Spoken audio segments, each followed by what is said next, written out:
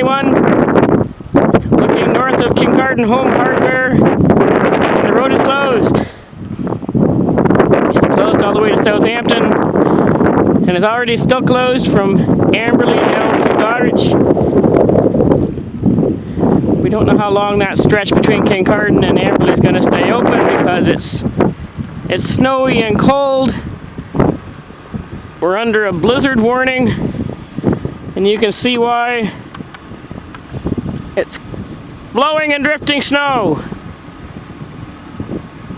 They don't have anywhere to go, stay home. There's probably nowhere to go because most events have been canceled. This is going to hang around probably till tomorrow, Saturday.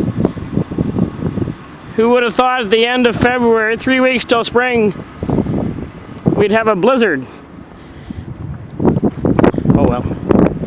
It's Bruce County after all. Standing here in the cold and snow is the Kinc Record Capturing the weather.